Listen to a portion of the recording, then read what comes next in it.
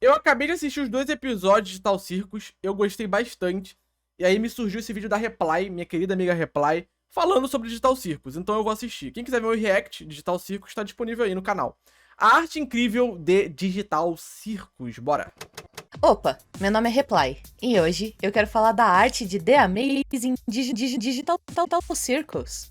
Eita, Legal isso e aqui, como hein, vocês mano. sabem, meus vídeos Ela meteu um glitchzão, velho, de maneiro. arte são bem diferentes de vídeos de teorias, porque eu tento Sim. dissecar e superanalisar todas as informações que a gente recebeu através das referências artísticas, o que ajuda a entrar um pouco mais na mente dos criadores das obras e pensar no que se passa nos bastidores da produção, coisa que não faltou nesse circo digital. E é bem difícil que você já não tenha visto um desses personagens que eu tô mostrando por aí, mas pra quem tá por fora, deixa eu explicar. Amazing Digital Circles é uma animação feita no YouTube por um grupo de criadores independentes, entre eles a Glitch, que é onde a série atualmente se encontra disponível para assistir, e a Gooseworks, num belíssimo trabalho em equipe para criar uma série indie, que em apenas 9 dias bateu 23 milhões de visualizações. Isso é muito doido, mano. Virou um fenômeno fantástico, velho. E em um mês tá quase chegando Esse vídeo levou 4 meses pra ser feito, atualmente tem 300 milhões. Caramba, mano, eu não sabia que esse vídeo da Reply tinha demorado tanto. em 100 milhões. O que não é pra qualquer um. Eu acredito que o melhor modo pra explicar toda essa arte, assim como eu fiz com a série de Ena e de Welcome Home, é seguir tudo numa ordem cronológica. Sim. Então, vamos pro começo. Bora. E o começo dessa série não é no primeiro episódio, muito menos no episódio piloto, mas Não nos é? storyboards do trailer da série que foram animados pelo Kevin T. Mertanis há Eu não mais de sabia que 8 tinha. meses. Ressalto isso pra aqueles que acham que a série surgiu do nada. Na verdade, ela tá circulando e sendo idealizada há mais de 1 ano e meio. Então, enquanto o storyboard e a animação crua Legal, passam mano. aqui atrás, eu quero ressaltar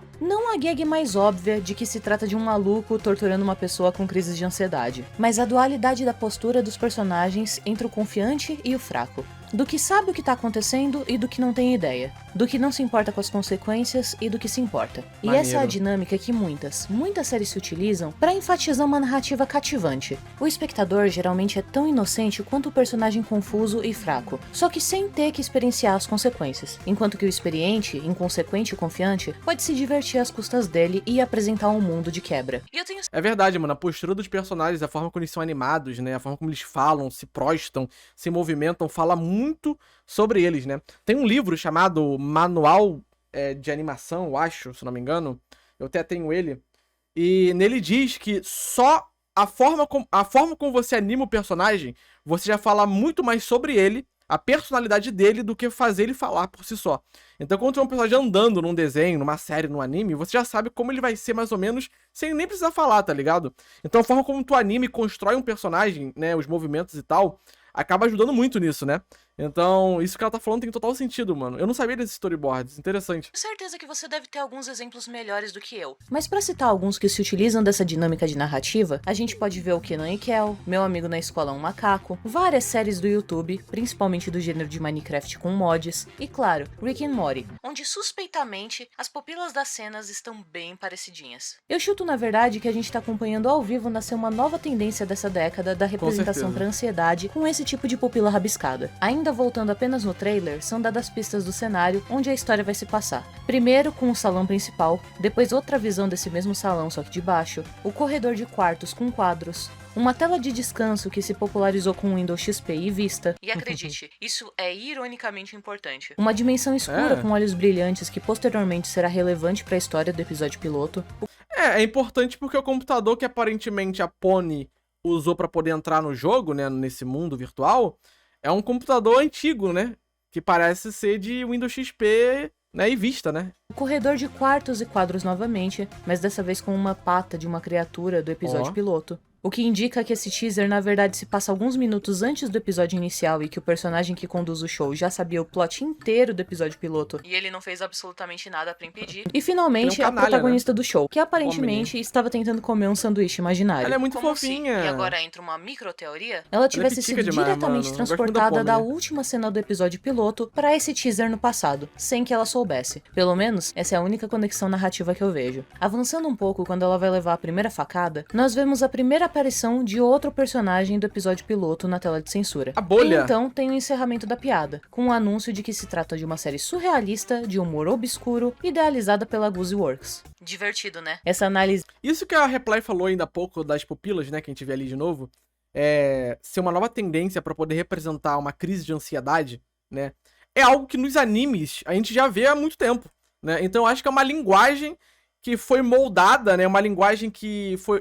tipo assim, essa linguagem que a gente vê agora nas animações ocidentais, nas séries animadas do ocidente, é algo que eles pegaram lá dos animes e conseguiram ressignificar pra uma parada diferente, mas que tem a mesma ideia, sacou? Então isso é bacana, mano. Pra ver como a arte tá sempre, né, evoluindo, né? A arte tá sempre em mudança. E a gente fez só dos primeiros 58 segundos do teaser. E então, antes da gente continuar pro prato principal, não esquece de deixar um like pra sinalizar pro YouTube que você gosta desse tipo de conteúdo. E me seguir em outras redes sociais, caso tu queira apoiar essa artista falida a continuar a fazer vídeos e terminar o mestrado. Já fez isso? Então bora!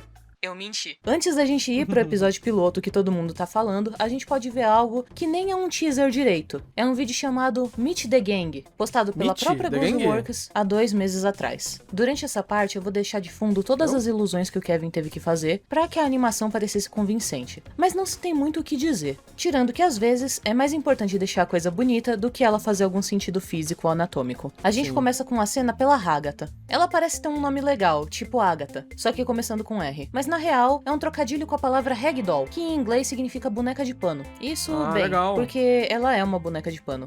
Ragdoll também é um termo popular conhecido na cultura pop para bonecos em jogos que parecem não ter um esqueleto muito fixo, como eu posso dizer. Alguns exemplos de jogos como esse são Human Flat Fall e Total Accurate Battle Simulator. Mas o mais popular desse gênero talvez seja o Kick the Buddy, onde o objetivo é destruir o boneco de todas as formas mais variáveis possíveis. Uma observação da física do jogo, por assim dizer. E com a Agatha, não parece muito diferente disso, já que ela leva uma faca na cabeça, tira e age com uma expressão de "Ah, te perdoo, tá tudo bem".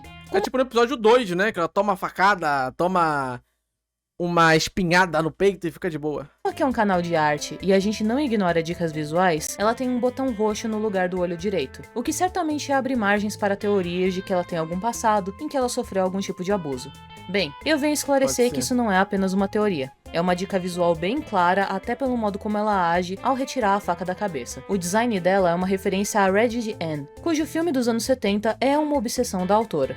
E que também inspirou o design da boneca da Annabelle. Isso, da Annabelle. Eu meio que parecia Annabelle mesmo. Ela é meio esquisita, assim. Posteriormente. Logo depois a gente tem o Jax, que vai ser o único sem backstage. A aparição dele é super rápida, mas eu não consigo deixar de achar ela engraçada. A cara que esse cara faz depois de derrubar a Agatha, como se nenhum pensamento passasse pela cabeça dele. Ele é o personagem favorito da idealizadora da trama, e já foi confirmado que ninguém do circo gosta dele. Porém, ele também é o personagem favorito da audiência, e em uma semana ganhou o título de Tumblr Sexy Man. Me surpreenderia se ele não tivesse ganhado. E se tu não sabe do que eu tô falando, eu explico aqui nesse vídeo. Logo depois tem a Gangle, que é uma mistura de referências, a mais óbvia sendo a das máscaras do teatro grego, considerada a primeira representação física da arte nos palcos da cultura ocidental. A fita vermelha que compõe o corpo da personagem pode representar a cortina vermelha do teatro, e esse é só um nível superficial de análise, pois logo esbarram nela, e a máscara feliz cai, restando apenas a máscara triste que estava encoberta. A máscara triste representando o cerne do que não pode ser descolado, e a feliz como algo superficial e quebradiço. O nome dela vem de uma referência ao seu corpo, gangly, que em inglês significa desengonçado. A inspiração para a criação dela foi o Kedamono, de Pop the Performer. Logo depois podemos Eu não fazia ideia. observar o apresentador, que até agora não teve um nome oficialmente revelado. A gente pode até pensar que vai ser sobre ele a apresentação, mas na verdade é uma bolha chamada Bubble,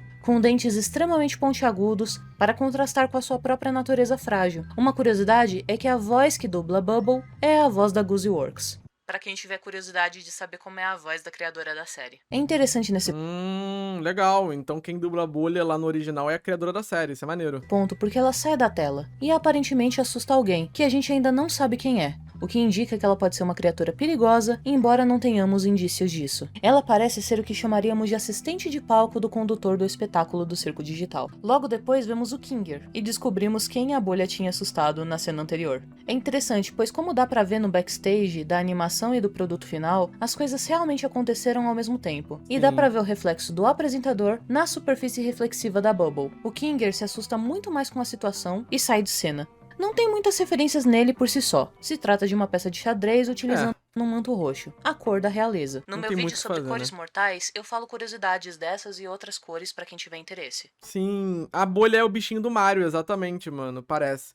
Qual o nome desse canal? É a Reply, minha amiga Reply. Vocês não conhecem a Reply? Como assim, gente? O ator que dubla o Kinger é o Sean Shiplock, que também ficou conhecido por dublar Revali em Breath of the Wild, Brabo. e o Mista em Jojo na dublagem americana. Brabo. Esse personagem Mista tem é uma brabo. teoria ligada a ele de que ele é o dev do jogo, no qual os personagens todos estão inseridos, por alguns fatores como seu avatar e por estar lá há mais tempo e não ter enlouquecido ao ponto de se tornar abstrato. E por Sim. mencionar que gosta de insetos, que em inglês poderia ser um trocadilho com bugs de computador no caso. Mas novamente, isso é pura teoria. Logo depois temos Zobel, que parece um amontoado de formas. Se trata do personagem chato e o menos favorito do fandom por causa da sua atitude, embora ela seja um ele é meio personagem esquisito. necessário para passar uma noção de realidade diferente da protagonista, que ainda não conhecemos. Uma realidade mais palpável e de não tem por que eu participar de qualquer besteira. Julgam que seu design faz sentido. abstrato é infinitamente mais interessante do que a sua personalidade plana e comum. Claro que vai ter um ou dois nos comentários desse vídeo dizendo que ele é o favorito. Mas relaxa, você não é especial por isso. Afinal, mesmo Calma. que você seja 2% de 100 milhões de Qual personagem teoricamente é o Dev? Eu acredito que o Caim, né? Eu acho. views, acaba ainda sendo muita gente. Ela tem o design mais parecido com os trabalhos anteriores da Gooseworks, e ele lembra brinquedos infantis que pedagogos cedem para crianças desenvolverem Sim. sua coordenação motora fina, incluindo partes típicas móveis desses brinquedos. Zubble não sabe ou não se lembra do seu gênero, e de acordo com um tweet da autora, ela se vale de quaisquer pronomes. E por Maneiro, último, maneiro. nós apenas ouvimos a voz da protagonista. O vídeo parece claramente ter sido produzido pelo apresentador do Circo Digital, dando a entender que ele já sabia quem viria por aí. Isso também pode ser indicado na divisão entre as apresentações dos personagens, onde a protagonista Olha ali, já ó. aparece na parte inferior. Ela é muito fofinha, mano. A Pomme lá tem cara daquele hamster que faz o zoinho assim. Ok, agora Ela disse que o rei é o suposto dev do jogo? Ah, de acordo com teorias? Ah, mano, eu acho que não, velho. Eu acho que o dono do jogo é o Caim, mano, não o rei, mano. Sei lá, minha teoria, né? que a gente já viu a preview dos personagens e o teaser, a gente vai pro episódio piloto, né, Reply? Depende. Você já compartilhou o vídeo com um amigo ou com o seu reactor favorito? Não? Então, eu tenho mais uma coisinha pra mostrar antes. No site da Glitch, 3 semanas antes de lançarem o episódio piloto, as pessoas tiveram acesso a uma área no site chamada The Walkie Watch. Lá, Opa. a gente vê esse estranho dispositivo com uma espécie de propaganda direcionada a Kane, que, spoiler, é o apresentador do programa. O com cara de dentadura? Esse Walkie Watch, no final das contas, é o smartwatch do apresentador. E o comercial, eu tô deixando passar de fundo. Nele, as datas estão censuradas. No meio de coisas relacionadas a Digital Circus, aleatoriamente aparece o Jack, que na verdade é o Jack Black rebaixado. Sim. Provavelmente para contribuir com o humor nonsense. Também é dada uma pista Jack de um Black processador rebaixado. que provavelmente vai passar pelos testes de segurança. Assim como um trocadilho entre Amazing e Maze, que seria incrível e labirinto em inglês, respectivamente.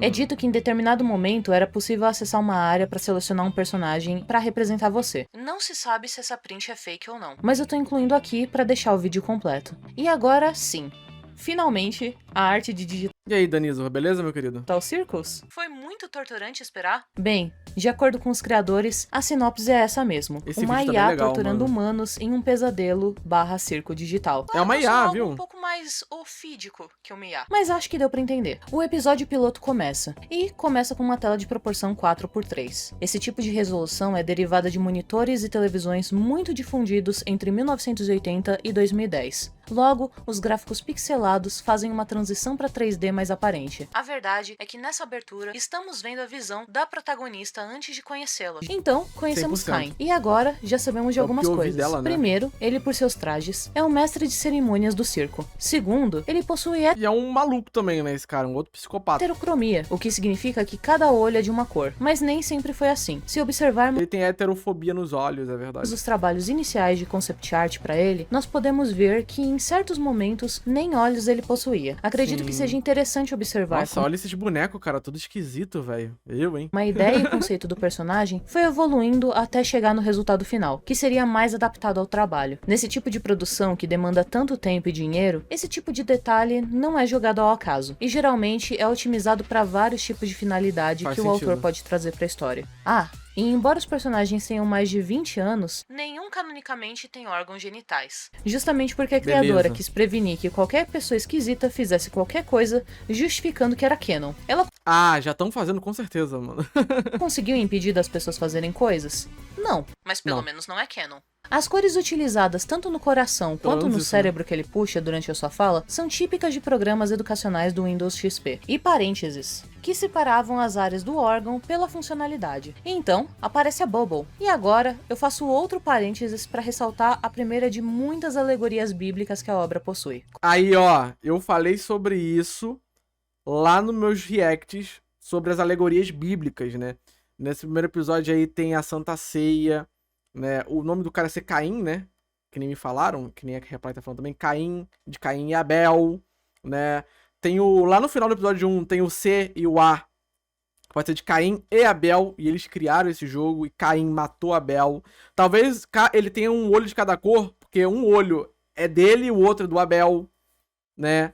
E ele criou esse universo, é uma IA, que criou esse universo, esse paraíso, onde Adão e Eva, o pai e a mãe, viveram no passado, mas foram expulsos e ele não aproveitou. E aí agora ele é Deus, né? Ele é Deus do próprio mundo que ele criou, e ele tem o próprio paraíso dele, e onde ele brinca com os humanos, tá ligado? Essa foi minha teoria quando eu assisti os 2 primeiros episódios, né? Eu falei, o react tá aqui no canal. Eu não sei se alguém já falou isso, com certeza alguém já deve ter feito essas teorias aí todas, né? O bagulho existe há mó tempão, eu só fui ver agora, porque eu sou burro. Mas eu acho que talvez seja uma parada dessa. Mas vamos ver, né? Vai ver a Reply e ilumina nossa mente aqui agora. Como deu pra reparar até agora, todos os nomes são espécies de trocadilhos com as aparências dos personagens. Sim. Ou uma forma de piada. Bubble, a princípio, não soa familiar pra nós falantes da língua portuguesa. Mas junto com o nome Ken, faz a gente evocar a lembrança de Caim e Abel. Ou Caim e Abel. O primeiro... Então o Bubble é o Abel. Maneiro, maneiro. assassino e a primeira vítima da história da humanidade, segundo a própria Bíblia. Eu cheguei a pensar nisso, tipo, da bolha, se é como se fosse o Abel, a alma dele, alguma coisa dele, tá ligado? Mas eu deixei isso pra lá, mas agora que ela falou faz sentido isso. Talvez por isso ele estoure a Bubble durante o episódio, mas ela continue retornando. Não se tem informações suficientes sobre isso, mas é um detalhe que eu não poderia deixar de mencionar. Maneiro. Então, vemos a introdução dos personagens e notamos que o Cálfumo, na verdade, é só um pedaço de papelão que não pôde aparecer. O Cálfumo se trata de um palhaço sem nariz. E o desenho dele me lembra demais o desenho do palhaço do clipe dos Racionais. Mentira, o design dele relembra os desenhos do palhaço Coco da Betty Boop Branca de Neve de 1933. E julgando a obsessão da Goose Works por alegorias a obras de desenho antigos, eu não duvido que ela tenha se inspirado. Depois, aparecem 6 objetos flutuando em um círculo, repetindo através de um glitch a frase dia após dia, após dia, após dia, após um glitch, e nisso chegamos à parte interessante que denota a inspiração pra Kane. E sim, eu também tô devendo um vídeo disso. Mas Kane é diretamente inspirado na inteligência artificial de I have no mouth but I must scream. Ou Eu não tenho boca, mas preciso gritar. Se trata de um livro de 1968 que depois foi adaptado pra jogo com finais diferentes, sobre uma distopia onde uma inteligência artificial aprendeu com a humanidade a ser cruel, destruiu o mundo, porém poupou 5 humanos para torturá-los pelo resto da eternidade, conservando seus corpos, os impedindo de morrer. A temática da história é um body horror, onde as pessoas que estão lá não conseguem se libertar da tortura de estarem presas em corpos que não as representam, nem mesmo com a morte. É incrível como desde 1968 existem artes em paralelo falando como é terrível estar num corpo que não te representa. Mas tem gente que insiste de falar que só agora tem lacração, né? É uma questão de disforia, né, mano? Bem, num rápido parênteses, nesse canal nós somos um canal de arte e apoiamos pessoas trans. Eu sei que é chato, mas às vezes a gente precisa falar o óbvio. Continuando de onde eu parei? Ah, sim. Tortura pela eternidade, semelhante aos círculos do inferno. Durante a criação de muitas religiões, não foi rara a demonstração de punições sendo realizadas pela eternidade. É como um meme que está muito popular no momento. A solução geralmente... então, eu falei, né, isso aí pode ser um purgatório também, né, onde o pessoal vai sofrer pra sempre, né, o pós-vida. encontrada para essas narrativas é a morte dos deuses ou o aprendizado do contentamento. Aquilo de, deve-se imaginar que Sissi foi feliz. Nesse caso, com base nas inspirações que nós temos, eu só consigo, antes mesmo de começar a história, só prever esses 2 finais. Um grande arquiteto por trás da história é morto ou enclausurado, como Cronos no Tártaro. Ou as pessoas que conhecemos e estão presas, aprendem a serem felizes lá e se contentar com a nova realidade. Eu não consigo ver como um final tipo Sword Art Online, e spoiler, onde as pessoas, depois de passarem por um trauma gigantesco e perderem vários anos da vida lá dentro, conseguem viver uma vida feliz feliz e sem consequências. Isso é uma loucura, né? O final de Sword Art Online é bizarro. Mas quando eu assisti o primeiro episódio disso aí, eu cheguei a fazer piada, né? Que parece Sword Art Online. E voltar pra dentro de outros jogos de VR como se nada tivesse acontecido. O Ken, nesse jogo de poder inteiro narrativo da história, me parece ter bem menos influência que a inteligência artificial de I Have No Mouth. Porém, ele é senciente, no ponto de conseguir, inclusive, quebrar a quarta parede e falar diretamente conosco. Igual aqueles mascotes dos anos 2000, que serviam para ensinar as pessoas a usar os programas adequadamente. Saudades Clipe. Mas bem, exatamente aos 53 segundos, conhecemos a nossa protagonista, sem nome no momento, teleportada diretamente para o centro do círculo. Ela vê uma porta de saída e, como puro instinto, ela corre para ela. Uma flor cai e buga no chão, e ela, assustada, interrompe toda a música feliz de introdução, típica de uma abertura de desenho animado. Isso, na verdade, é enfatizado pelo Jax, ao dizer que eles teriam que ensaiar novamente toda a música tema, como se de fato eles estivessem em um show. Ela tenta arrancar um novo avatar do próprio rosto, achando ser um fone, mas não consegue, tentando arrancar o próprio olho para fora, demonstrando, sem ter que contar, que dor não é um conceito aparentemente presente nesse mundo. A personagem principal, como disse antes, precisa ser ingênua em relação aos conhecimentos de mundo para facilitar que o autor da história passe a explicação para nós. Sim, né? Senão ia ficar algo muito forçado, muito dispositivo. Audiência. Né? Então, agora começa a introdução de perguntas que o público faz através da boca dela. É um recurso bem simples e até clichê de narrativa, presente na maioria dos livros de gênero de Novo Mundo, ou Isekai para os otakus de plantão. Sim, Isekai, que pena, eu não queria saber o que é um Isekai, tô triste. E o primeiro conceito é introduzido, quando ela não consegue falar um palavrão. Eu admito que eu ri muito nessa parte, porque geralmente histórias para jovens e adultos não dão justificativas para a ausência de palavrões, algo extremamente comum na nossa linguagem, porém que o YouTube não curte tanto. Eu mesma tenho que censurar essa porra toda vez com gatinhos de faz parte. Então, depois de receber algumas respostas, a protagonista chega à conclusão que toda a audiência sempre chega quando vê uma história de um mundo fantasioso, desde Alice no País das Maravilhas. Tudo que é nonsense se passa num sonho. O Ash tá num sonho, o Finn e o Jake estão num sonho, esse vídeo é um sonho e tá todo mundo em coma. Acorde. É a conclusão mais preguiçosa para uma teoria hoje em dia. E foi realmente surpreendente quando criaram uma história que tinha todas essas pistas e que eram a resposta da série, porque muita gente não acredita até hoje, por ser uma conclusão tão banalizada por canais de teoria. Eu não vou falar que obra é pra não dar spoiler, mas pra quem gosta de batata com melaço, sabe do que eu tô falando. Então, dois novos conceitos são introduzidos: as dependências e as aventuras. As dependências são muito familiares pra qualquer pessoa que tenha ficado sem internet e tenha tido um computador nos anos 2000 a 2010, já que tudo remete àquele misterioso jogo chamado Purple Place, que vinha junto de outros jogos com Windows, 100%. tipo Paciência Spider e Campo Minado. Também parece joguinho de clique jogos, né? Ao passo de Caim explicar os diferentes tipos de atividade que ocorrem, como recurso narrativo para manter o mistério. Ele buga, fazendo um barulho como se estivesse tentando se conectar na internet de escada. Eu vou mais longe nessa camada e chuto que ele realmente tenta se conectar para fazer o download de atividades novas. Porém, não consegue. Então, vemos o terreno do circo e logo após o Void, onde aparentemente não tem nada, mas pode ter alguma coisa. É confuso e provavelmente é o maior mistério da história. Ah, e também vemos que o design do Jax permite que ele tenha boca e língua conforme necessário. Sem me aprofundar muito na trama, vemos Ken nervoso por questionarem ele sobre uma saída. Ele desvia do assunto, dizendo que a protagonista deve escolher um nome em uma roleta. Dois fatos curiosos sobre isso. O primeiro, para você que tá aficionado por easter eggs já deve ter percebido, é que o nome dela será Pomni, e isso significa lembrança ou não esqueça de em russo. O segundo fato curioso, que eu não vi ninguém mencionando até agora, é que só ela tem 5 letras no nome, o que dá a entender que os outros não tiveram que girar a roleta, mas sim escolheram os próprios nomes por vontade própria, ou que o Ken escolheu pra eles. Eu acho melhor isso do que ser um sapo como era no conceito original dela, né? Ser um sapo não é legal, não. Que bom que ela é uma garota palhaço, porque se ela fosse um sapo, não ia ser legal, não. E sem dar tempo pra que ela pense, ele já introduz uma aventura, perguntando se ela gosta de dor, sofrimento, morte e bolinho de festa, o que traça diretamente as raízes de inspiração pra criação do próprio Kane. Bubble então come o bolo de festa. Kane fica perturbado, chama ela de parasita e a estoura. Essa cena dele falando pertinho me perturbou, embora não tenha nada demais. E eu sei por que isso me perturbou, porque o meu inconsciente imaginou isso aqui.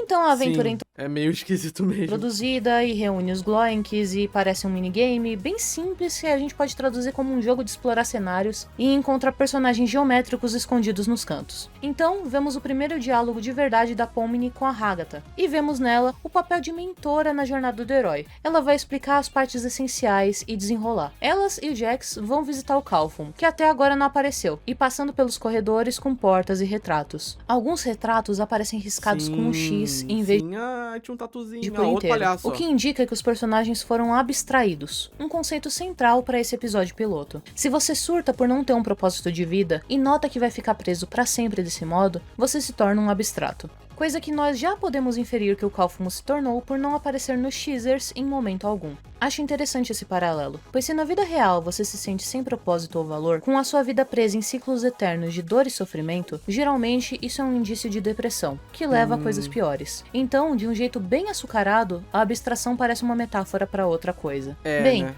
Pra não vida, né? existem várias portas, e esses são todos os personagens que já abstraíram em... Olha aí, ó. Olha aí, olha o que eu falei, né? Que esses personagens, eles parecem versões dos mesmos personagens. Tipo, palhaço, outro palhaço, garota palhaço. Peça de xadrez, peça de xadrez. Cachorrão, coelho. Esse bicho cobra aqui, sei lá, mano. Ele pode representar alguma coisa, tá ligado? Essa menininha, essa boneca aqui pode representar a boneca.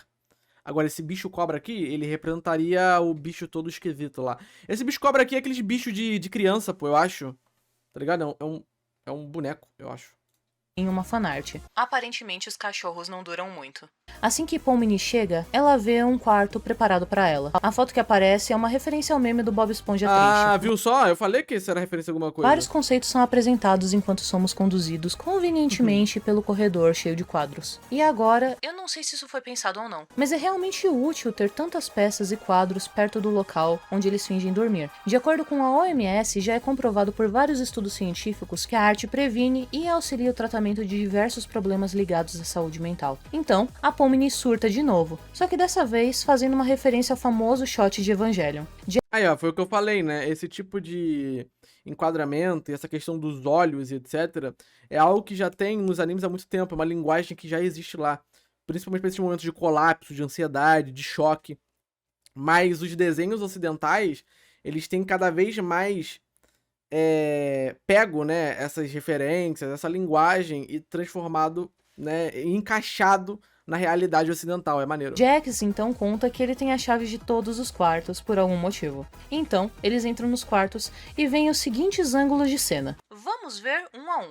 3 pinturas muito bem executadas, que parecem mais fotos modificadas do que propriamente pinturas. Papo e a reto. palavra saída, escrita em vermelho escuro em toda a parte. Calfumo triste, desenhado e pendurado na parede. Sem saída. Mais vezes a palavra saída repetida pelas paredes. Um quadro que poderia ser uma referência ao jogo Chucho, mas que pelo estilo de animação de Digital Circles, pode apenas ser uma referência para outro personagem que ainda vai aparecer. Na cama está escrito: o que a saída disse para, e daí não é possível ler o resto. Um pedaço de desenho do Ken em outra cor, e outro estilo de rabisco. E então, vemos a abstração, e o quarto um pouco mais completo, com o desenho por Caótico. inteiro do Ken e o Calfumo fugindo dele. E por fim, vemos a visão da própria abstração, o antigo Calfumo. Da esquerda pra direita, o quadro com os personagens, um Ó. retrato do próprio Calfumo com os dizeres, Esquisitaço, o que a mano. saída disse para o palhaço, um quadro do Calfumo, observando uma abstração e ficando triste, Literalmente coringou, né, mano? um quadro que está escrito por quê, um quadro com vários olhos coloridos em um fundo preto, Maneiro, que representam a abstração, Não tinha um notado nada quadro disso, com uma cara. porta com cortinas sujas de sangue e um quadro com uma silhueta do Calfumo triste, onde está escrito sem saída. Também podemos ver no chão uma escada de metal, destoante dos brinquedos do quarto, e um marcador vermelho, com o qual ele supostamente escreveu a palavra saída várias vezes na parede. Doideira. É interessante notar esses detalhes, pois a ausência de pincéis e a presença de quadros tão detalhados em contraste a desenhos tão principiantes, com um desenho em preto do próprio Ken perseguindo o Calfumo, me leva a acreditar que pelos estilos de pintura, os autores dos quadros são diferentes. Me parece que gradativamente, ou de repente, o quarto do Calfumo foi alterado com várias pinturas para ele se sentir mal. Foi promovido um marcador a ele para que ele pudesse se expressar, mas os demais quadros não foram feitos por ele, e sim pelo próprio Ken. Ao entrar em contato com a criatura, Hagatha entra numa espécie de estado de glitch, e Pomni, ao encostar em Hagatha, ganha esse mesmo estado em sua mão, como se fosse algo contagioso.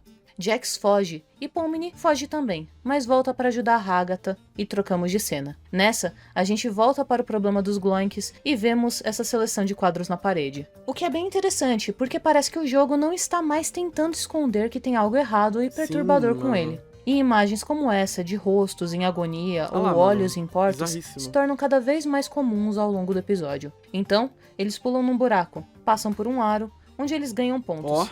Mas não tem nada obscuro nisso, e chegam no subsolo dos Gloinks, onde eles conhecem a rainha dos Gloinks, e os Gloinks parecem se comportar como uma série de jogos Katamari, coletando coisas ao passar próximo delas. Ainda não se tem muitas informações sobre os conceitos ou inspirações para a rainha dos Gloinks, e ela parece ser uma criatura simples tirada do estranho mundo de Jack. A cena troca novamente, agora pra Pomni, sozinha, procurando por Ken, abrindo e fechando várias portas sem saída, com uma delas sendo a torre de carrosséis sem fim, que pode até ser uma viagem minha, mas me lembrou muito das antigas ilustrações da Torre de Babel. Então ela abre mais uma porta, com um boneco de madeira, que causa o primeiro jump também seria uma referência bíblica, né? scare da série.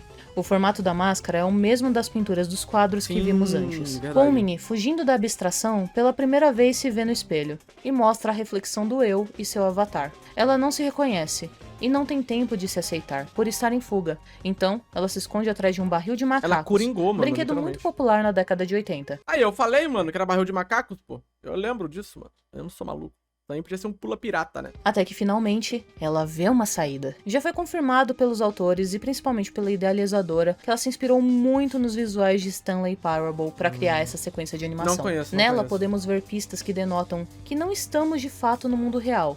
Logo na porta, acima temos um quadro da Backrooms. E abaixo, a visão de uma porta que, se aumentarmos um pouco o brilho, veremos que se trata de uma dentadura assustadora e algo que lembraria um chapéu. Eu falei que era uma backroom essa parada, mano. Logo depois, nos quadros, vemos primeiramente o circo real com um personagem à frente, que lembra Kinger, e um reflexo negro abaixo, como se fossem duas metades, onde é uma figura em branco de difícil identificação. No quadro do lado, vemos um quarto com cama iluminado com uma lanterna. E virando o quadro de ponta cabeça, eu vejo o B-Max Creepypasta.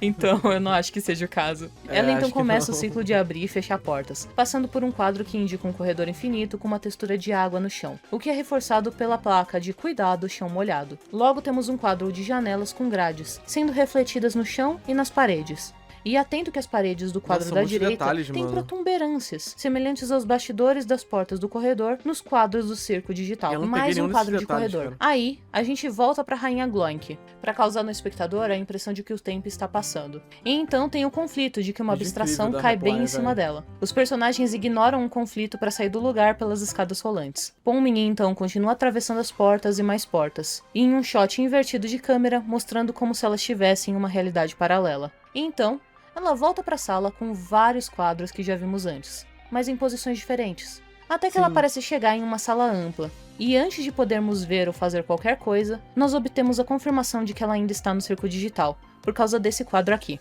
E então ela vê algo. No quadro, no fundo, vemos o circo digital, só que em preto e branco.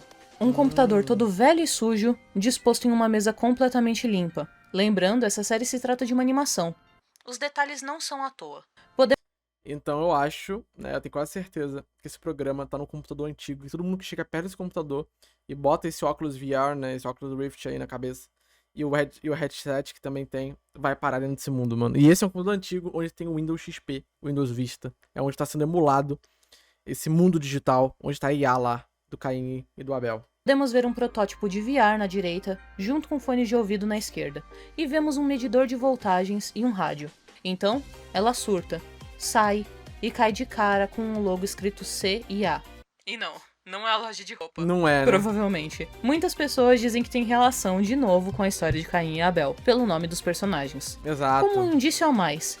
Mas isso só o tempo vai dizer. Assim como só o tempo vai dizer se aquele computador deveria estar lá ou não, já que ele parece muito mais deteriorado do que tudo que tá ao redor dele. Então ela sai por um corredor cheio de quadros. Porém, está escuro demais para ver o desenho de qualquer um deles. E quando ela chega na saída, ela para no Void, que foi explicado no começo do episódio. Aí corta pra uma cena do Ken, almoçando com a Bubble, em um restaurante povoado por manequins de madeira. Eles são chamados pelos próprios autores de NPCs. Esses manequins, como já expliquei na arte de Ena, são comumente usados na decoração de estúdios de arte, e são a primeira mentira que jovens desenhistas caem quando dizem que esse boneco vai ajudá-los a aprender a desenhar. E aí eles compram esses bonecos e não serve pra nada. Caim então olha seu walkie-watch, que a gente já conhece de previews, e ele parece surpreso que alguém esteja preso no Void. Então ele só teleporta, pega a Pomni e traz de volta pro circo. E dissimuladamente pretende não saber nada do que estava acontecendo, até que ele admite que a culpa é dele. Então ele pega um antigo cálfumo e joga ele no porão, onde já tem várias criaturas abstratas lá, e um chão de água, muito semelhante ao das pinturas que passaram pela Pomni enquanto ela buscava a saída. O que me indica, chutando alto, que provavelmente um modo de sair seja indo pra esse lugar. Então, eu também acho, velho. Eu falei, né, quando a gente viu o episódio 2, que talvez ela caia lá em algum momento, vá pra lá, né? Mas como isso vai acontecer, eu não sei. Então Hagatha diz que está com muita dor, e no estalar de dedos, Caim faz tudo voltar ao normal. Ou seja, ela foi colocada num estado de dor e sofrimento, por sei lá quanto tempo, propositalmente. Então ele começa a dizer que ele inventou toda a saída e que ela não existe. E diz que como eles derrotaram a Rainha Gloink, coisa que eles não fizeram, eles iriam receber um banquete digital, mesmo que em teoria eles não possam comer. Esse banquete honestamente me causa gatilhos, porque em muitas lendas de culturas diferentes, se você consome a comida de outro mundo, você não pode mais sair dele e fica preso lá pra sempre. Então o King explica como a comida digital funciona, embora ele provavelmente não devesse saber nada a respeito, igual aos demais.